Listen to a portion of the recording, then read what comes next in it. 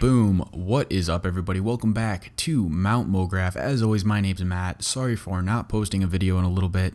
I actually got a little puppy and he's taken way more time than I expected. But anyway, welcome back. Today we have Summit 65, 10 After Effects secrets, and these secrets are totally loosely defined. They are things you might not have ever known about or just things you never used. So anyway, I'm going to jump right into it here. The very first one on the list is caching the work area in the background, which is something you might not use all the time, but when you do use it, it is a lifesaver. So I'm going to go ahead and just go up and click edit and go down to purge all memory and disk cache, just to prove that this actually works. So as you can see, my timeline, all the preview is wiped away. So I'm going to go ahead and just preview this. Everyone's had that moment where you're sitting at your computer and you're just watching your animation playback in about 1 frame per second. So this can take a lot of time whenever you have render intensive frames. And this is just from an old project of mine. I don't know how render intensive it is. But as you can see, you're just sitting here waiting. And while you're waiting, you're not really being productive unless you're making a storyboard or something. So caching the work area in the background is a great way to actually work on your project and also not have to just watch your animation playback super slow. So let's go ahead. I'm going to go show you where this all is, and I'm going to go ahead and just stop this. And once again, I'm going to go up and purge the disk cache just so we can go right from the beginning here. So all memory and disk cache, purging that, and let that wipe away. So what this does is you select any comp you have in your project manager, and you can cache the work area in the background. So you can either select it by going up into your composition and go down to cache work area in background, or you can press Command Enter. Additionally, you can just find it over here, right click and go down to cache work area in background. So let's go ahead and take a look how this works. So first, what I'm going to do is just click in here, and you can select as many comps as you want. So you can go through your animation and see what comps might be kind of render intensive. So I selected these couple just as an example, all with the GA in the front. So I'm going to type GA into my little finder here, and I'm going to grab all of these. So what I'm going to do is right click and go down to cache work area in background. And as you can see in our info, it's going to have 8 jobs, 7 jobs waiting, 6 jobs waiting, and all these projects are open. So I'll show you how this is cool. So I'm going to let those load, and then I'm going to go over here and grab this one. So right click, reveal layer source and project, and there it is. I'm going to right click it and cache the work area in background as well. And so we're just going to wait for that to pop up in our info.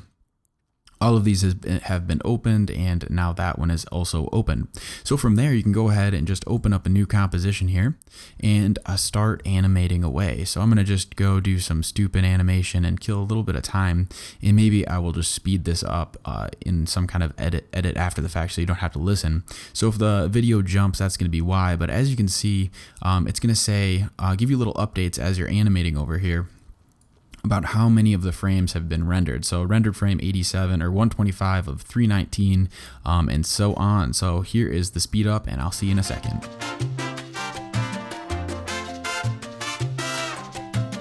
All right, so we are back here.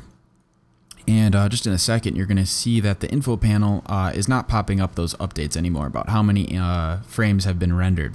But the only project I've been working in is this composition right here. So as you can see, it's a fantastic animation. And well, basically I was working on a project and I had a whole bunch of compositions rendering. So let's say I want to go look at my playback. I'm going to go ahead and click into my background cache tester, click in here, and you're still not going to see anything. But when you click into the compositions like this, you're going to see that I have all these previewed frames that I never actually played back, which is really cool. So how this ends up helping you is when you go to actually see your animation, you're going to see that the playback is already happening, even if these were render intensive with expressions and all that. So the frames that were cached in the background are shown up as these blue frames right here. So it's really cool to kind of go through a project and just see those blue frames kind of pop in for you. So this can save a ton of time when you go back to actually preview an animation. You can go ahead and just go much quicker. Obviously you still have to click the preview button, but basically you're going to have a ton of those render intensive intensive comps already previewed, so it's going to go way quicker than normal, and you'll also still be able to have worked on a composition, making progress while you go. So that's about that. I'm going to go ahead and jump to the second item on the list, which is revealing modified properties. So I'm going to go ahead and just draw a quick little shape here, and everyone knows that you can find the keyframe properties by pressing U on your keyboard pretty easily. So I'm just going to go ahead, toggle down, set a keyframe on maybe these two options, and if I go ahead and just press U, there are my keyframe properties. Really easy to find. So if you double tap U, it'll reveal all modified properties, which is a really helpful command that I'm finding I use more and more lately. So let me go ahead and delete this layer and change some of these values. I'll change that, and I guess we'll call that good. So what this command does is basically shows you the defaults, or what the object was originally created with when you use this command. So sometimes you don't keyframe properties and you just get handed a project and you want to bring everything back to default. You don't know what was changed, but you didn't set a keyframe. So I'm going to go ahead and change my stroke width here a little bit, and I'll change things that are kind of subtle, and maybe change my position, and I'll change my rotation a little bit. So I get handed this project, and I guess that's what I got. So that looks great, I guess. And for all I know, I press U and I don't see any keyframes, so I guess this was the actual starting position. So you can either double tap U and you'll see the changed properties, or the modified properties, or you can go up here and click animation, reveal all modified properties, and that's going to pull up all the stuff that was changed from its default values on its creation. So if I go ahead and do Command Z, you're going to see that all my subtle little changes on my position and my rotation and my stroke width pop up there with no problem. So that's just a really easy way to kind of bring yourself back to default, or just see what was actually changed, and go from there, or set a keyframe on it, whatever you wanted to do. So next up on the list, we have a really frustrating, really cool, and really hard to use tool called auto trace. So this is something that is very vague with what you're actually supposed to do, but eventually find the sweet spot, and it's a lot of fun. So this sits up in your layer, and it's right down here as auto trace. And honestly, it's hardly ever used, but I think it's worth exploring because it's just an interesting and fun tool. So I downloaded just 3 random files from the internet, a GIF, an MP4, and an even lower res MP4. And let's go ahead and see what this auto trace does. So I'm going to drop this into a composition. This is just a random little GIF I found online real quick. If I find the artist, I will link him or her below. Right now I'm not sure who it is, so sorry about that. But as you can see, we have this little looping animation. And what auto trace does is it's similar to what the image trace does in Illustrator. It'll actually trace the video content that you have playing if you can hit the sweet spot of these settings. So let's go ahead and see what's going on. So if you go into your layer and go down to auto trace, you're going to see we get a whole bunch of options. Typically, I like to leave it on work area. Current frame will just grab like the single frame like an image trace would do in Illustrator. The channel I would recommend leaving it on is luminance. That seems to work best, but you know, play around a little bit and you'll find it out. And typically turn off blur to start, because that's where things can really just throw you out of whack. So you turn off blur there, and make sure you have preview on, otherwise you're really flying in the dark. So this is where you just start playing around a ton. And I'll also show you a little hack to kind of make sure that this effect picks up a little bit better than it normally would. So basically you can play around with these numbers. Don't spend too much time on an image at first, because then we'll jump over to the hack. But basically you're looking for colored masks to pop up on here because we have the preview selected. So just with playing around a little bit, I'm pretty sure we're not going to get anything. So let's go ahead and just click cancel. And the effect we're going to throw on this to make it kind of work a little bit better is something called find edges, which everyone sooner or later kind of clicks and throws onto a, an object and then immediately takes off, because it doesn't really make things look too good for actual animation. But for getting this auto trace thing to work, it's a really helpful little tool. So if you go up into layer with your object selected and go down to auto trace one more time here, you're going to see that actually that already is picking up better. So we have all these little colored masks that are sitting in here, and they're really separated. So your goal to get this to work great is to get as the least amount of colors you can in your image, so you have like a better mask. So recommend playing with the tolerance first, and I'm actually going to turn that blur off because that always messes things up. So I'm going to knock this down to let's call it 1 and just see what kind of changes we get. So I actually got lucky somehow getting those sweet spot numbers right off the bat, and I might turn my minimum area up a little bit, so the mask has to be a little bit bigger. And as you can see, this is actually looking pretty dang solid. So depending on what kind of object you have, the corner roundness is kind of self-explanatory. This is like a snake or something. So I'm going to turn my corner roundness up a little bit and try to really smooth that mask out. And as you can see, there's our colors there. And then threshold is, well, just playing up with how well it picks up. So, and then also make sure it's applied to a new layer. Otherwise, you're putting it on the layer that already exists. But basically that should do it. And then once you're kind of happy with your settings and you have a mask, it's not a bad idea to check what the blur will do. Sometimes it'll help smooth out what auto trace finds. I'm gonna put it at 2 and see if that makes anything better. It looks like it smoothed out those colors down there. So I'm gonna say okay, and we'll see what we get. No guarantees. I'm gonna click okay.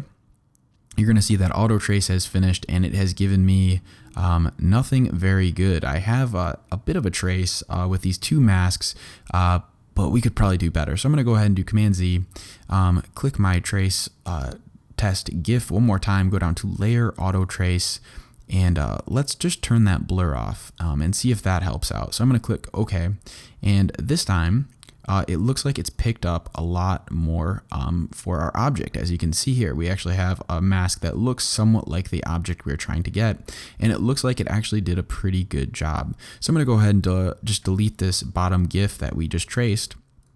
And I'm going to press 0 for a RAM preview, and you're going to see that we actually have somehow magically traced our object just like that. And if you go ahead and press U on your keyboard to see all the keyframes, you're going to see that it's generated a ton of masks and objects that you can actually change. Like you can go and grab these and actually go ahead and change your animation once you have traced it, which is pretty cool. So I'm going to go ahead and just once again preview it, and that just ruined the animation. But if you have the patience, auto trace is really fun. I'm going to go ahead and just do another quick test with, I guess, this paint splatter.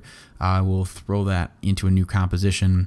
We could do that one. We also have a 1 gallon paint thing. This was kind of funny. So let's go with this. This looks like Pepto-Bismol. So I'm just going to make this work area a little bit less so auto trace will go a little quicker. And since this is in a really, really low resolution image, it's 480 by 270, it's not going to be too easy to work with just standard. So I'm going to throw the find edges on it right away. And as you can see, it's already found the edges a little bit better for us just as a starting point. So let's go up into our layer one more time and down to auto trace. And if you guys aren't too bored and can work with me for a second, actually looks like our previous numbers actually did a pretty decent job finding stuff. So when you do this effect, you normally don't want it to get these borders, as you can see here, but it's picked up a lot of other stuff in this image. So I'm going to go ahead and click blur and maybe put this up a little bit. And as you can see, that actually helped out in this case. It looks like it really cleaned up the image for us. So I'm going to click OK, and let's just see what we get, and we can kind of go from there. As you can see in your info, it's auto tracing, and it'll just trace the duration of your work area. So we have to go another 3 seconds here, and it's actually going super quick for what it does. So I'm going to go ahead and just hide that original layer, and let's see what the auto trace did. So this is super creepy. But we're definitely starting to get somewhere with it. So I'm going to just do 2 more seconds here, since you're probably a little bit bored thus far with this effect, but it's pretty fun to play around with if you have the patience. So I'm going to go to layer auto trace, and actually this time we'll keep the blur off, and I'm actually going to play with the threshold here, and that actually cleaned up more than the blur did, and maybe make my minimum area bigger. Once again, no guarantees. I'm going to do a quick auto trace, turn my corner roundness down, and we'll see what we get. So it's tracing last time, I promise, and we'll just see what it does. But this one should be kind of interesting if we can get it to work. Probably should have picked some high resolution images. It would probably do a better time. working with it, but it would probably also be a lot slower. So let's go ahead and just hide our background and check this out. So this actually did an awesome job. This is all mask paths that you can go ahead, change the color, change the animation, which is really incredible. This looks like some kind of Frank Miller animation. So I hope that gives you a little bit of an idea of what you can kind of do with auto trace. If you find some really cool footage that you want to somehow integrate or just change. But if we press U, you're going to see we have, well, more keyframes than I could have ever imagined it would have caught. But you can change all of these, and you can change the color as well. I would probably recommend throwing a fill on there, and we'll see. That should work, or it might get everything. Well, it looks like it's changing the background, but there we go. We have this awesome little cell animation looking water effect, which that actually looks super cool. So anyway, that is the auto trace feature. Sorry for the length of this one, but like I said, there's no like settings that are perfect all the time. So play around with it and you should have fun. Next up on our list of fun little tools in After Effects you might not have ever used is something called the Warp Stabilizer, which is totally fantastic and probably is one of the most used tools or effects that I use for video footage, because no matter how you shoot it, it's always a little bit shaky, and this thing is just awesome, especially when you're working with higher res footage. So with that said, I have some not high res footage that is, I think, 720p of just somebody running on a GoPro.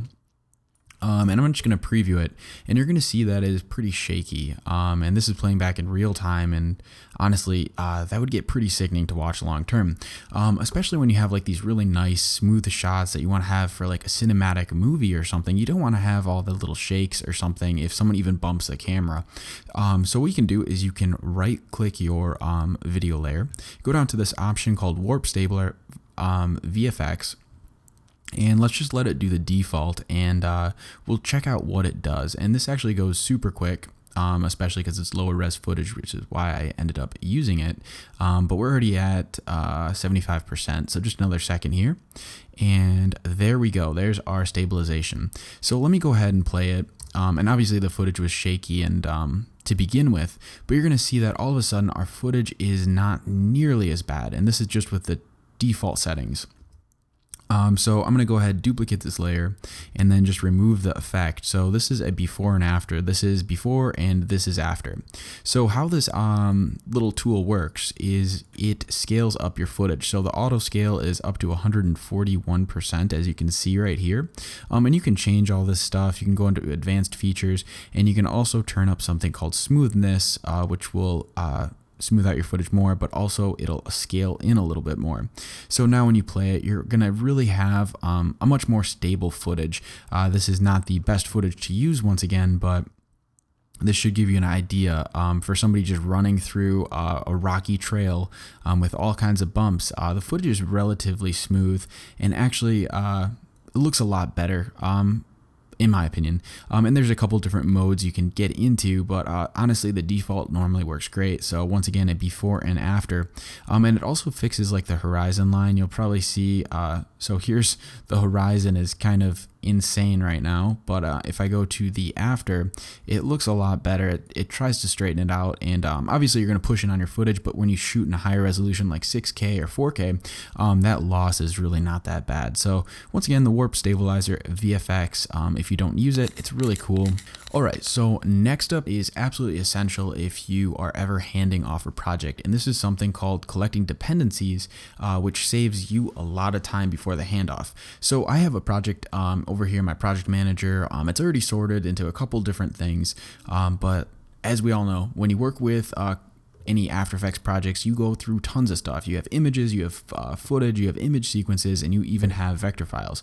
So when you're handing this off to another person to work on, or just want to save it and archive it or something, you might not have all the time in the world to collect all the files or find all the crazy places you ended up saving them. So After Effects has this fantastic tool called collecting dependencies. So I've already had this sorted, but it'll also save it into the folders you have. So this project right here is kind of a throwback. It's that hipster video from forever ago.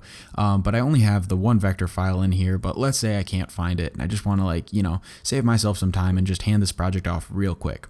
So if you go up into File and go down to Dependencies and Collect Files, that's what we're going to do. So right now it says collect source files none, the project only. So this might not have been used in the project, but I still want it. So I'm going to go down and just click all. So I want to grab everything. And now it says one file is going to be collected because I only had the one file there. So let's go ahead and add a comment. Like if you're handing this off and someone needs to know, I'm going to say super great project. If I can type super great project, did awesome, I guess. So I'm going to click OK. So there we go. We have that. Reveal collected project in Finder. Pretty self-explanatory. And let's just click collect. Depending on the size of your project, obviously it'll be slower. So this is going to save into a folder. So I'm just going to call this new handoff or something. And I'll save that. There we go. It's copying all the files for us. So all your originals are going to be still intact. And it's opened up the handoff thing. So here's my folder on my desktop. I've got a saved file. And all the links are going to be proper. I have this little report text here, and here's my comment. Super great project, did awesome, and all the different things that I used in here, which is sometimes helpful if they don't have a certain plugin or effect. And if you click in your footage, you're going to see that I actually have the sorted folder over here with my required file. So this will collect everything from audio, images, sequences, or video, or anything. But when you're handing it off, it's so much easier to just save it to the desktop or save it wherever and then just compress it and send it off and be on your way instead of having to like make sure you find all your folders yourself. Why not automate the task? So another super cool tool that I've more and more started to use more and more is something called a proxy, which a lot of people do know, a lot of people don't know, and a lot of people don't even bother using. But I think it's really helpful, especially when you start working with all these crazy high resolutions that are now like standards like 4K and 6K.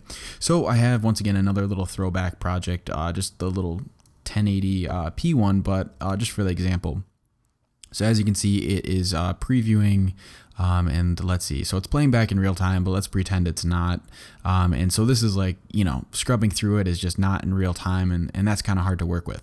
So if we go up into a project manager and just find the source here, and we're going to right click and just say create proxy, and we want to make a proxy movie because that's a movie. I'm gonna just save this to my desktop here. I guess it's called sexy text, and I'm gonna just go ahead and render this out. So once it's rendered, it's gonna be all set up as like a custom little setting for you, and it's going to auto link for you over here. You're going to notice that in your project manager you now have a little square next to this thing that was like auto imported for you. So if I pull over my project, you're going to see we have two things. We have our fast text, which is our original file, 1920 by 1080. It's got millions of colors, blah blah blah. And then we have our sexy text that we just rendered out, which is a proxy, which is 960 by 540. So if we go ahead and look at the size here, when the proxy is being used, you're going to see that this box is like filled in, and if you unclick it, you're going to see that it's not filled in. So the size just went up, and that means that we're using our bigger file, and if we click it, it's going down. So this is helpful when you do have these higher resolution files or something, or image sequences or red footage that's really a lot of gigs, like, you know, 9 gigs for a video. You're not going to get real-time playback, but if you create a proxy, you're going to have a smaller file, so when you're using it, you're going to be able to scrub through in real time, which is fantastic when you're just trying to build the rest of the project. So as you can see, I'm using the proxy. And as you're probably going to be able to notice, you're going to have a little bit of a blur around the edges. Obviously, it's a lower quality and a lower bit rate. And when I turn it back on, it kind of clears up. So you're not going to want to render out with a proxy, but if you're just looking for speeding up your like timeline workflow and maybe making your project just RAM preview or something a little bit faster, go ahead and use the proxies. I think they're really, really helpful. And as you can see, it's kind of fun to toggle this. So why not use proxies? So yet another really cool little feature of After Effects you may or may not have used is the rulers and snapping to the rulers to align stuff. So if you do Command R on your keyboard or go up into View or and pull down the rulers, you can actually pull out guides just like you would in really any other Adobe program. And so now that you have these guides, what would you do with them? Well, if you go and create an object, so I'm just going to make a cube and drag it around.